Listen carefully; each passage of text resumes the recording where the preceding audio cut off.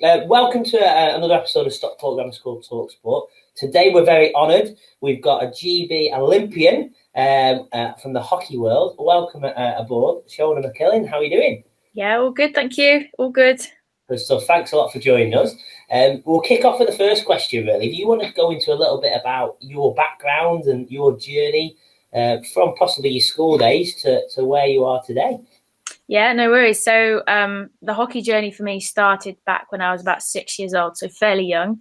I started at a club, small club called Newark, and I actually didn't play any hockey at school until secondary school. So 6 to about 11, it was just playing club. So every Sunday morning I'd go down with the juniors and go play. Got to secondary school, we played a bit of hockey at school in PE lessons, and also we had a school team. Now, this was on grass, so not the best surface to be able to play. When we got a bit older in the school, we were able to go to the leisure centre to play on the AstroTurf there, and sometimes we would play on tennis courts, but not that much. So yeah, not most of my hockey was played at club rather than at school.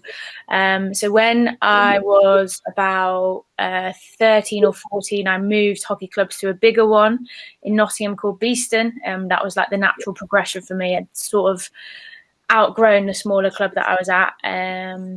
Played hockey for Beeston then, and then kind of just got my foot in the ladder. So played for Nottinghamshire County when I was in the under-15s, and then played for the Midlands region, and then got invited for an England trial.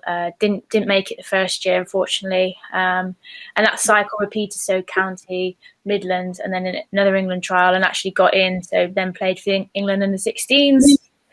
And then pretty much worked my way up on the international side. So England under 16s, England under 18s, captain of England under 21s and GB under 21s, and then got trials for the seniors. And yeah, back in 2013, I was offered a full-time position for the GB seniors and took it, and been a full-time hockey player ever since. So I'm really lucky that that's my job, and I don't have any other job as such. It's been a journey to say the least. This question just hit home there about a little bit about your time in Holland, and on this series we have obviously a lot of the successful people in their fields. They went and did a stint abroad in a different culture. How valuable was that to you, and what did you gain from that experience? It was, so valuable. I was one of the first ones to really go from England to Holland at a young age. Lots of the senior players would go for a year after the Olympics when it was a bit quieter and less commitments for the English GB team. I was almost a little bit a guinea pig going out there, figuring out how it would work with balancing, playing for England 21s and being abroad. I went really young. I went when I was 18. And looking back, I wasn't ready when I turned up there. But 6-8 weeks down the line, I had grown so much because I was literally just jumped headfirst into this world of unknown, having no friends, no family, no safety net, didn't know the language. Everyone speaks English in Holland, so that makes it easier. And just being out your comfort zone 24/7 was a real learning curve. And I certainly grew up and matured a lot quicker than I would have done if I'd probably gone to university, or even not gone to university and just, studied elsewhere or went into a job. I really matured. And in terms of the sport, it was a really good time for me to go, because at that age, you're still a sponge and you're still learning.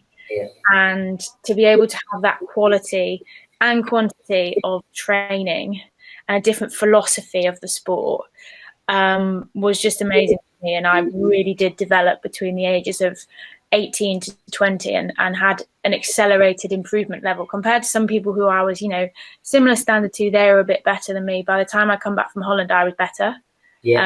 And that's due to what I was exposed to when I was out there. And I would, I would really would recommend to people in all sports to go and experience another culture. Go knowing that it will be hard, but knowing that you will learn from it. It's not an easy thing to do. So when I look at, professional sports people, football or rugby, or people coming over to England and playing in the Premiership, and they're getting, bad press because they're not playing well. I'm thinking, I know, but it's really quite difficult for someone to come over and adapt to all of it, especially at a young age. Really glad I went, and would encourage other people to do the same. And you touched a little bit upon, you said that there's a different philosophy in Holland. What are the major differences, do you think, from England and Holland, and in terms of how they view and the philosophy about hockey? I think for one, their training was really competitive. And maybe that was an age thing, at 18, school training is not that competitive. Club training is a little bit competitive, but it was a different level out there because we were essentially professional athletes with amateur wages, but it was that mindset. So you give everything when you're out there, and that was new for me. The second thing was the coach that I had. He was all about having no cues. So at training, you were always moving, not at always 100% sprint, but always moving. Always having loads of touches on the ball. You would have specific sessions for just skill work. You would always finish a training session with a game, like 7-a-side, 8-a-side game, always. And that got super competitive. I think that side of things was very different to what I was used to, both at club training, school training, England training. It was, very different. Definitely learned the importance of training hard when I was out there. Definitely improved my core skills just because of the time I spent on the balls, and how important training is for the weekend. And another question we're talking about on this series is a little bit about high performance. What does high performance mean to you? So I listen to the High Performance podcast, which Jake Humphrey does, and can't remember his co-host, but I love it. Amazing. And I love people's answers to this and how they all differ. For me, high performance is both the mental and physical ability to sustain a high effort and high achievement level under pressure. Being able to do all of those things physically, mentally, decision making, under fatigue, under pressure, to the correct level, correct decision making, or correct skill execution. That for me is high performance. And then touching upon role models, obviously throughout your life you have people who've influenced you. Have you got anybody who stands out, who's had a massive impact on you, and why? Yeah, I get asked this question a lot, like who was my role model growing up? Now 25 years ago when I was growing up, there weren't really many female athletes on TV. There wasn't much, column space in the newspaper about female athletes. They weren't that visible. So it's difficult for me to pinpoint a single athlete or that I'd look up to or aspire to be. Someone that certainly had a big influence on me was my first ever coach at that small club that I touched upon earlier, Newark. She was called Christine Ferguson. We always had to call her Mrs. Ferguson. She was a little bit of an old school. If you're late, you'll run, you'll get in trouble. Had that sternness about her, which made you respect her and want to do well for her. And she really instilled the importance of basic skills in me and in the whole club, to be honest. Looking back, I used to think it was quite boring, but now I'm like, thank God, she made us do that. And I really, really value the importance of having good core basic skills. And I think it kind of shows in my play as a senior athlete that I do have those, and that's not just luck. I practiced and practiced and practiced and practiced. So she certainly, helped me as a player develop and learn some crucial things. Another person would be my coach in Holland. He's called Tone Siepman. Just give me confidence that I am, or I was, good enough. He believed in me, which was the first time probably I really thought a coach believed in me. And just his tactical knowledge of the game was just incredible, and definitely learned a lot from playing with him and under him. And hence why I really enjoy the tactical side of hockey at the moment. Yeah, good. And in terms of your coach in Holland, then you said he believed in you. What things did he do to make you feel like he believed in you?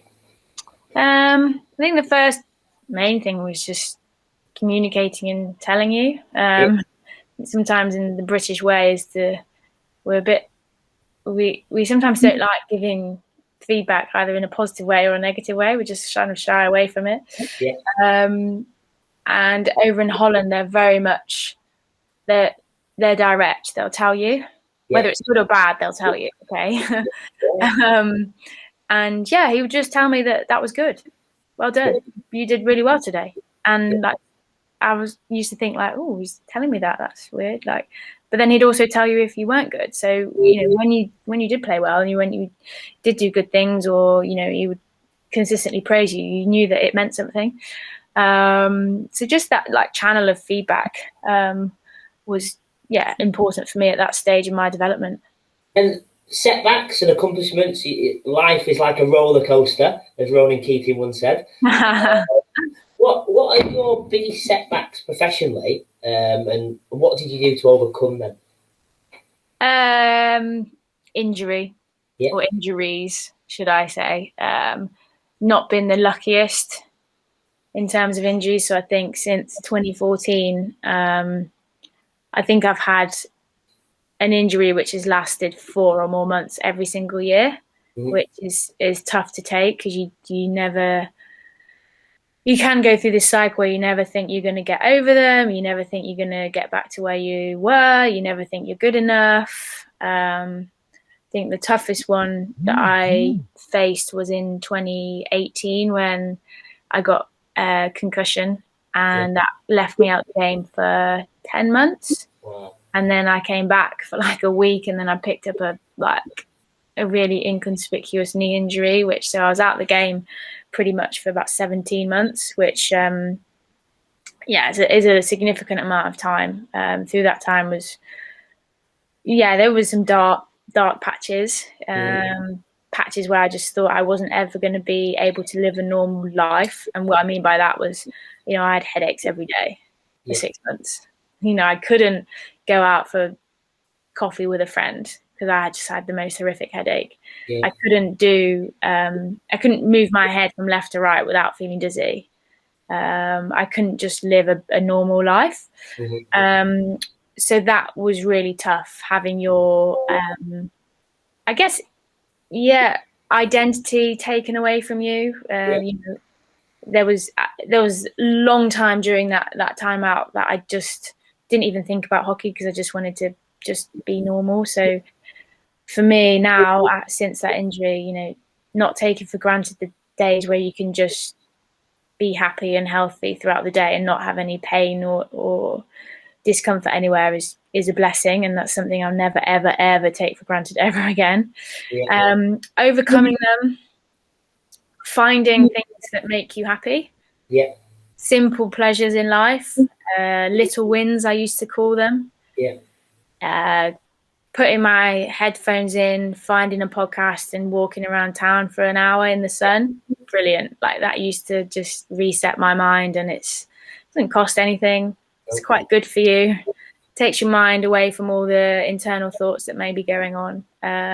Depending on what podcast you do, you might learn something, or you might just have a laugh and listen to it if it's a funny one. So that was a little win for me that I used to do a lot. Walking was a big one. Connecting with people who make you feel good. I have friends for different things. I have friends that are really good at giving advice. I have friends that are really good for telling me things how it is. I have friends that, I don't talk to that often, but when I do, it's fun, laid back. You laugh all the time. You joke. and then maybe don't speak to them for 2 months, and then it's exactly the same. So surrounding yourself with the right kind of energy.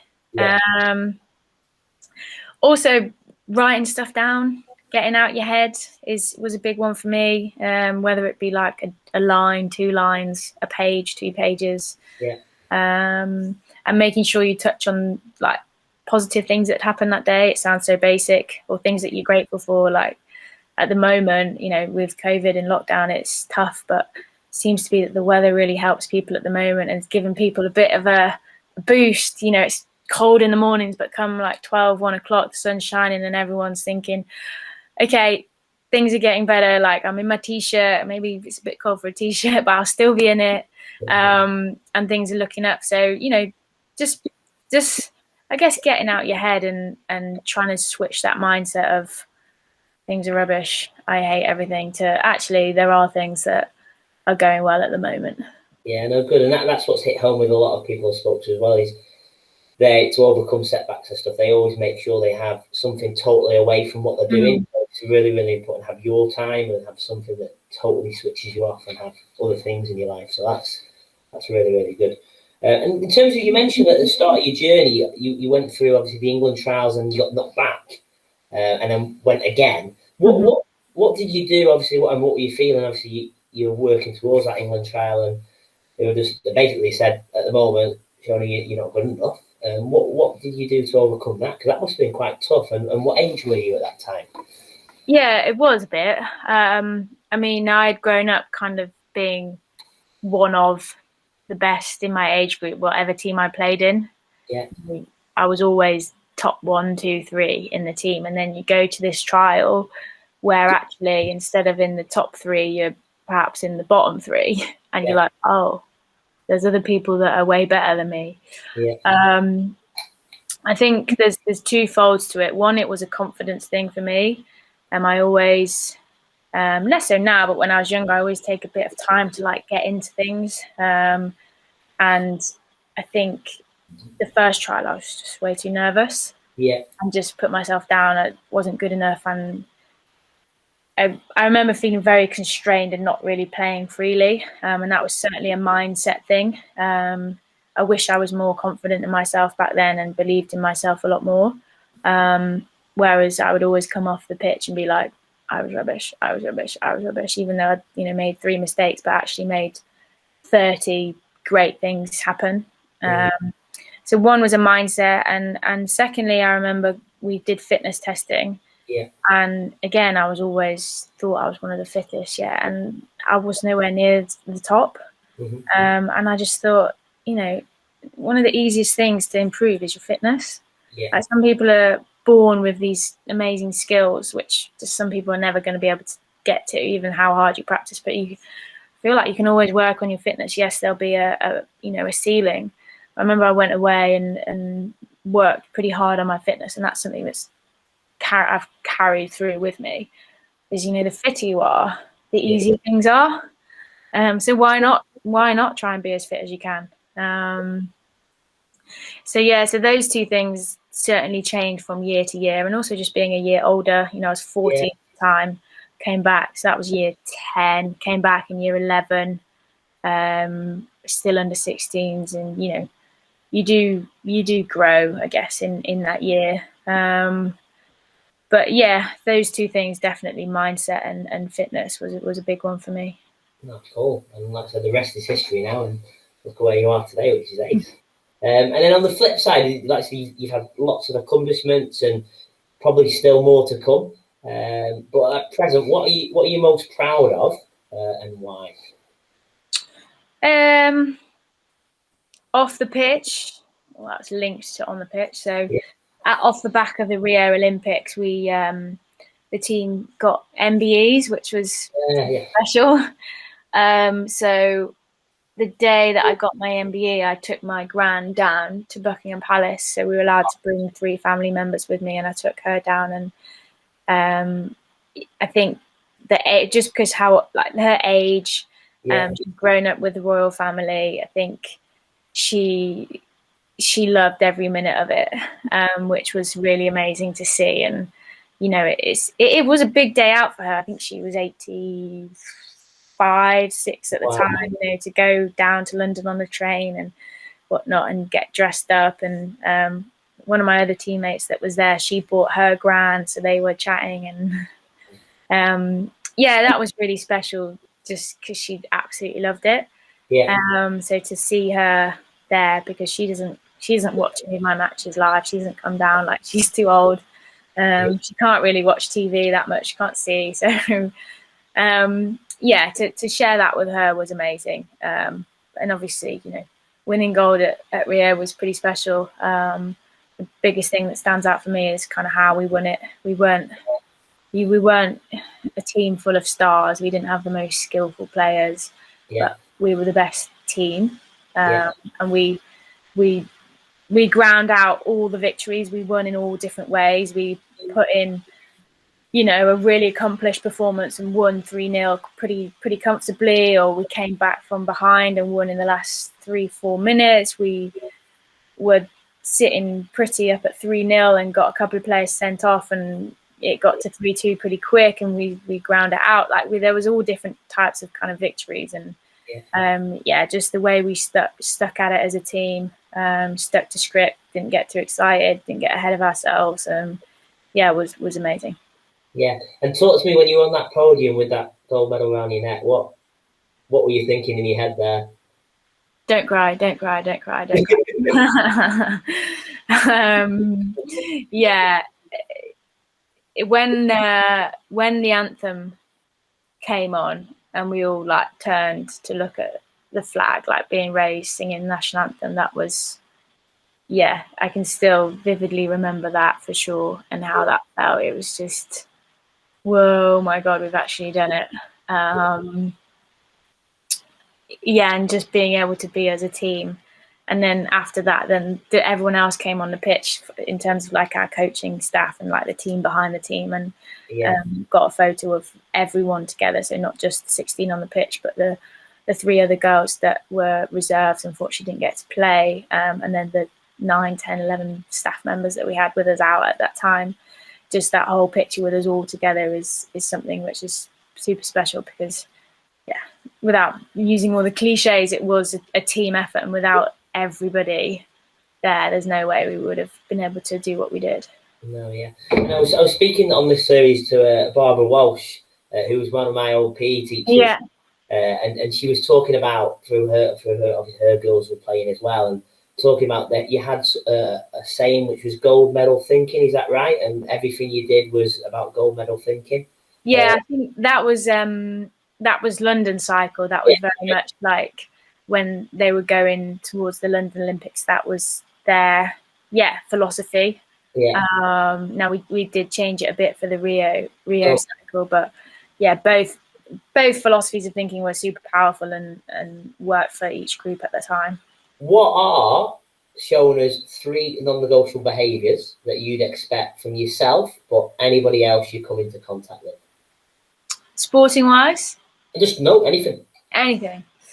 Okay, we'll go for the first one on the training pitch is train hard. Yeah. Work hard when you're training. That's simple. Like, if you're not going to do it on the pitch while we're training, like, you can't just expect to turn it on in a match. Mm-hmm. Like, it's habit, it's consistency. Second thing, say hello, be nice, be polite, say hello, ask people how they are. It's a very simple one. Even if you don't like the person, you can always ask them how they are and walk on. And thirdly, be grateful for what you have. I think some people can get like caught up in their own world and think they deserve X, Y, and Z, and actually you just need to be grounded, be appreciative of what you have. Don't take things for granted. Don't get too ahead of yourself. Whoever you are, you're still a normal person, so keep your feet on the ground. And then last one, if Shona, if you were to go back to being a 12-year-old girl, okay, back at school, what advice would you give yourself knowing what you know now? A couple of things, I think. Firstly is don't be so harsh on yourself. Yeah. So like I touched on before, it was always, I did this wrong, I did that wrong, I was rubbish. And the cycle of negative self-talk and putting pressure on myself just wasn't healthy at that stage. Yeah. And if I was still like that now, there's no way that I could survive the demands of international hockey. Secondly, like, invest in the mental side of things. So I think, 15, 20 years ago, talking to a sports psychologist would be a bit fluffy. People wouldn't really want to go there. Think, nah, I don't need that. Like, go there. They're there to help you. Just like, a physio's there to help you, fix things which are going wrong in your body, or need improving. The psychologist is there to help improve things that's going on in your mind. Yeah. It's not a sign of weakness at all. So, big part of my job now is the mentality side, the mental side of things.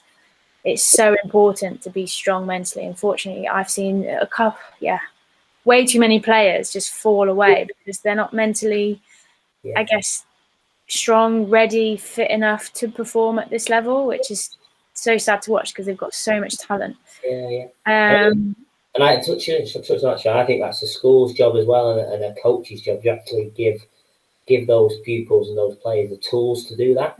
I've got my toolbox, my psychology toolbox, and also my physio rehab toolbox to help keep my body ticking over going. I've got the same for the mental side of things, and it's not a weakness. It's something that you should learn at a younger age, both for sports and also life in general. No, definitely. Have you read the Mind Management Chimp Paradox book? Yeah, I have. And when I was, I think, how old was I? I was a teenager, 15, 16, 17. I went on this youth sport trust camp. And he was there and he gave a talk to us all. And I was like, oh, okay, this is a different way of thinking. Like, let's get into this a bit more. And I read the book and just encourage you to explore different things and just talk to people. Just talk and explain how you're feeling. Yeah, so important. No, brilliant. And then what's the future hold? What next? Well, who knows with COVID? Yeah. Now, luckily, things seem to be improving pretty well. Enjoying hearing some more positive news come out with all the vaccinations. So, if all goes to plan, fingers crossed, we GB Hockey have a couple of matches against Ireland coming up soon. We've got a warm weather trip to try and get used to the humidity that Tokyo will present to us as players. For England, we've got the European Championships in June, and that'll act as a World Cup qualifier as well. Fingers crossed we should have some home matches in the Pro League, so for GB, some weekends in May, and then after that we hopefully, fingers crossed, we'll have Tokyo in July and August. And then who knows? Yeah, that sounds exciting. Yeah, it's fairly busy. Yeah, good. And then last question for me, obviously from Nottingham, aren't you from originally? Yeah. Are you a Notts Forest or Notts County fan? Neither. I did used to go to watch Forest with my grandpa when they used to have this offer. It was like kids for £1. Yeah. So I used to get to go with him. I think it was up to about 10 years old. I remember going to the City Ground. No, I don't follow either, unfortunately. Do follow football. Big fancy football player. We've got a league in the GB women's team. Where are you in the league at the moment? Well, if you'd asked me about 2 months ago, I was sitting bottom. Oh, right. Okay. And above me is a girl that just doesn't even touch her team. So that was quite embarrassing. And now I'm second, so doing pretty well. Wow, what a comeback. Yeah, I've done well over the last 8 weeks or so. So, yeah, doing well. Enjoy the competitiveness of that. Awesome. Well, thanks so much for your time. Really, really appreciate it.